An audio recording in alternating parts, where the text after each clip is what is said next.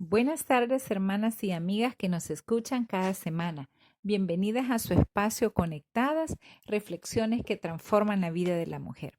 Soy Pati de Orellana y agradezco a Dios porque nos da un día más para poder reunirnos y aprender de su palabra. Vayamos y pongámonos delante de Él. Señor, te alabamos y exaltamos tu nombre. Gracias por tu favor en nuestras vidas, por tu amor y tu misericordia.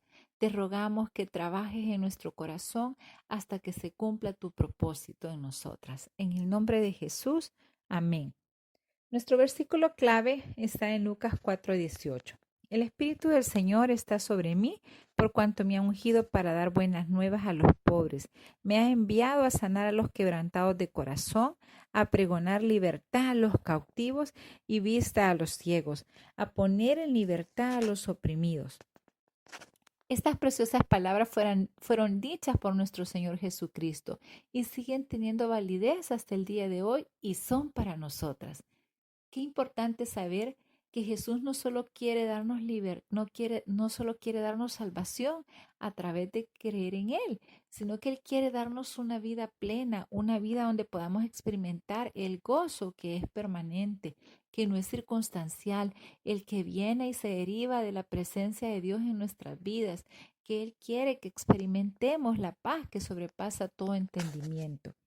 Pero para eso necesitamos ser sanadas de nuestro corazón. Y Él nos ha prometido en esta palabra que Él puede sanar el corazón quebrantado, que Él puede vendar nuestras heridas, que Él también nos da libertad, porque muchas veces, aunque ya conozcamos de su palabra, aunque estemos tratando de caminar en Él, seguimos siendo cautivas de algunas situaciones en nuestras vidas.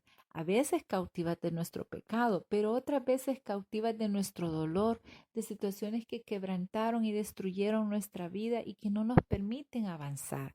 También Él quiere que ya no sigamos siendo oprimidas por estas situaciones, que nuestros ojos espirituales sean abiertos y que también nuestra mente sea abierta, que nuestro entendimiento adquiera sabiduría y busque consejo. Hemos venido hablando sobre situaciones que destruyen el corazón de una mujer y lo hemos comparado y hemos dicho que el Señor puede restaurarnos ante estas cosas que nos han destruido. Y hemos venido comparándolo con la restauración de los muebles y hablamos del desmontaje, de separar las piezas, de poder lijarlas y estamos justo en ese proceso de limpiar y lijar cada pieza. Cada tema que desarrollemos representa ese proceso. Ya hablamos del abandono y de lo que genera el abandono en la vida de una mujer. Ahora vamos a tocar otro tema muy importante, muy delicado y que en definitiva destruye no solo el corazón, sino que la vida de la mujer. Vamos a hablar sobre el abuso o el maltrato. ¿Y qué es esto? Pues es toda conducta que nos genera daño, ya sea físicamente, es decir, en nuestro cuerpo, o psicológicamente, en nuestras emociones, en nuestro corazón. ¿Quiénes pueden generar este tipo de daño? Pues se da normalmente en relaciones donde hay abuso de poder y autoridad, donde el abusador tiene ciertas ventajas sobre la víctima del abuso, ya sea una posición social, jerárquica o económica. También se da en una relación de confianza en la que hay aprovechamiento y manipulación. Es una forma sutil de maltratar, pero es una forma de maltrato siempre. Por ejemplo, a las relaciones, ¿en qué tipo de relaciones me refiero?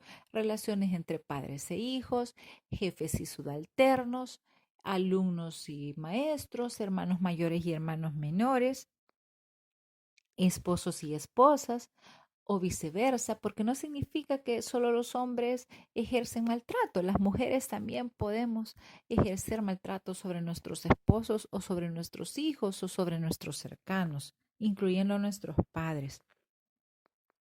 ¿Y qué tipo de abusos se dan? Bueno, los abusos pueden ser, o el maltrato puede ser físico y psicológico.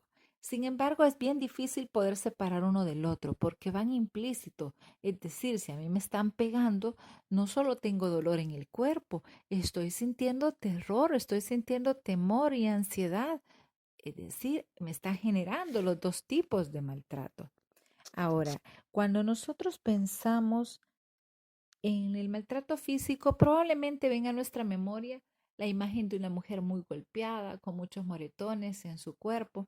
Sin embargo, es importante que identifiquemos que el maltrato o el abuso físico no solo son grandes golpes, pueden considerarse los pellizcos, los empujones, los jalones de oreja o los jalones de cabello, las heridas, los golpes que sí pueden ser leves o pueden ser graves, que necesiten atención médica, incluso que ameriten ingreso o que ameriten una intervención quirúrgica porque el golpe sea muy grave, o la pérdida de un miembro, por ejemplo, un ojo, la fractura de una mano, de una pierna. Pueden ser desde golpes muy leves hasta golpes muy graves. Inclusive muchas mujeres lamentablemente han muerto a raíz de la violencia física en sus hogares. Entonces es importante que nosotros como mujeres cristianas no ignoremos este tema, que no sintamos vergüenza si es que lo estamos viviendo, si estamos experimentando o en algún momento de nuestra vida experimentamos el abuso físico, que podamos pedir ayuda. Todavía es tiempo de sanar algunas cosas que están allí. ¿Y en qué momento de nuestras vidas se puede dar la violencia física? La verdad es que no hay una etapa determinada, puede ser en la infancia, en la adolescencia, en la adultez, o que en este mismo momento lo estemos viviendo en nuestros hogares, que es con mayor frecuencia las edades donde se da más maltrato físico es en la infancia y es en la vida matrimonial.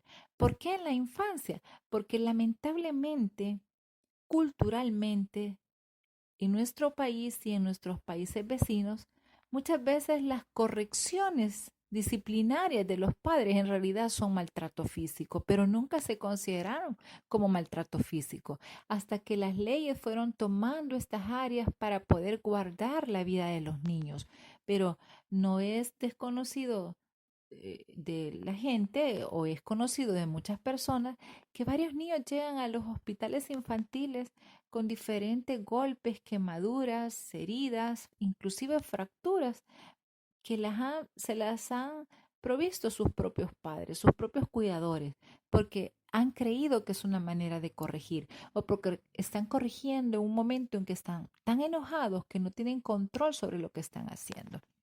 Entonces es importante que nosotros analicemos esta etapa. ¿Fuimos niñas maltratadas, ya sea por ignorancia de nuestros padres o con conciencia de nuestros padres? Tenemos que hacernos esta pregunta para rescatar dos respuestas importantes. Si es que fuimos niñas maltratadas, revisar si aún hay dolor en cuanto a esto, si hay falta de perdón, si hay temores, si hay resentimiento, inclusive puede que hayan sueños o pesadillas respecto a esta situación. Significa que es algo que debemos tratar, no importa que ya seamos adultas y que hayan pasado muchos años.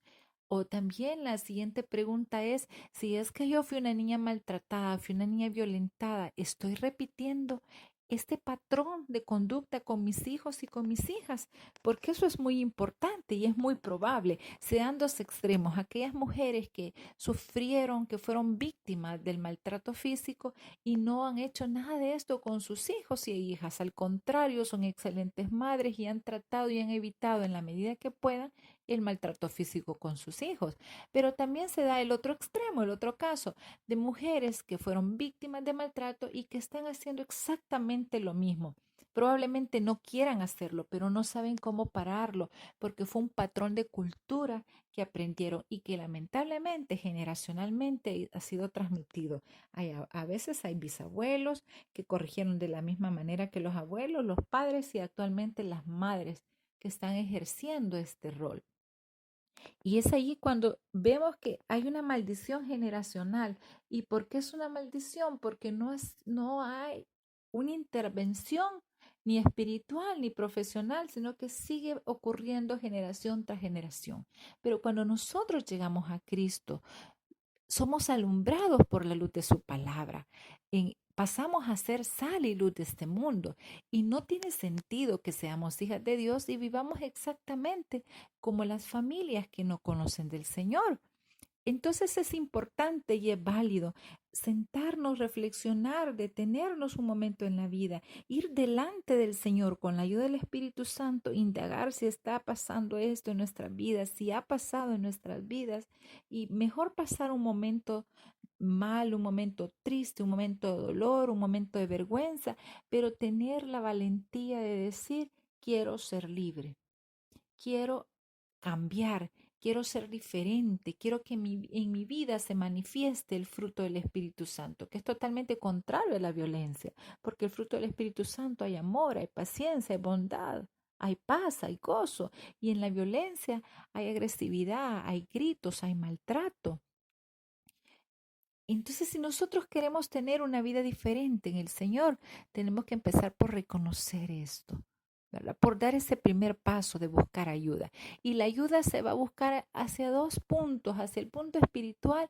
La palabra dice que aquel que el Hijo lo libertare será verdaderamente libre. Significa entonces que si en Cristo somos verdaderamente libres, hay falsas libertades. Sí, sí las hay. Yo diría que son las acciones paliativas que tomamos ante estas situaciones. Es decir, si yo estoy sufriendo o sufrí maltrato, mi falsa libertad fue que tomé una acción que en ese momento me evitó el dolor, que en ese momento evitó que siguiera pasando, pero que no atacó de raíz el problema. En cambio, en Cristo hay una libertad total. Primero, la libertad de que me da un nuevo discernimiento, un nuevo pensar. Ahora yo tengo la mente de Cristo y tengo que darme cuenta que esas conductas ya no pueden seguir repitiéndose en mi vida y en mis generaciones, sino que a partir de que yo llegué al conocimiento de Cristo, puedo cambiar mi generación hasta que Cristo venga. Y que puede ser algo diferente y que mi familia va a notar que algo me está pasando porque yo ya no estoy repitiendo sus mismos estándares, sus mismos patrones, que mis vecinos van a notar, que mis amigos van a notar. Pero lo más importante es que yo voy a recibir sanidad. Sanidad para vivir yo bien y sanidad para hacer vivir bien a los que están conmigo. Cuando una pareja se casa, es que es tan difícil porque aunque vamos enamorados y vamos con ilusiones, pero olvidamos que llevamos en nuestra mochila personal todos los patrones de conducta que aprendimos en casa, cada uno, y ahora unimos esos patrones. Y si no hay una intervención por la palabra de Dios, por el control del Espíritu Santo, tarde o temprano van a salir a flote todas esas tendencias de conducta que muchas veces son equivocadas. Pero el punto es yo como mujer ahora, si yo recuerdo, si está en mi corazón el dolor de haber sufrido maltrato de mis padres, de mis hermanos, de mis parientes, de mis maestros, de mis compañeros, de mis cercanos, de quien haya sido, mi primer paso es reconocer, aunque esto me ocasione dolor, yo debo reconocerlo, debo de ir delante del Señor y confesarlo, debo pedir su ayuda, debo confesar que necesito su ayuda para perdonarlos, no porque se lo merezcan, yo ya he hablado de esto, no porque sea justo perdonarlo, pero porque es necesario para mi salud mental, para iniciar el camino de mi recuperación, el camino de mi sanidad. Y porque es la voluntad de Dios que perdonemos, así como nosotros hemos recibido el perdón del Señor. Y el otro paso es buscar la ayuda profesional o la ayuda clínica que sea necesaria. Los maltratos físicos o cualquier tipo de maltrato siempre son situaciones traumáticas. Siempre están alrededor de ellas sentimientos de miedo, incluso de terror, el recordar, el relacionar, dependiendo la forma en que haya sido maltratada, puede ser algo sumamente traumático que no hemos logrado superar, que nos genera miedos, inseguridades, baja autoestima, muchas cosas que no nos permiten avanzar en nuestra vida. Entonces, ¿qué es lo que tenemos que hacer? Hacer uso de los recursos que Dios nos pone y buscar personas profesionales que nos pueden ayudar a avanzar en este camino, a saber que es válido y es aceptable para Dios que nosotros podamos buscar de estos recursos también. Estamos en procesos, amadas hermanas. Estamos en el camino correcto, en el camino de reconocer que la palabra de Dios, que el Espíritu Santo, Dios Padre, Dios Hijo es nuestro mejor aliado para sanar nuestro corazón y que también podemos hacer uso de otros recursos que el Señor nos ha permitido.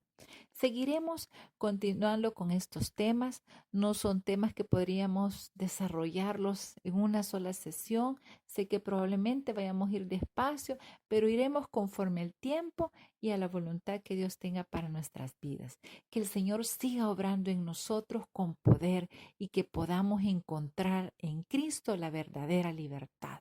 Que el Señor nos bendiga, queridas hermanas.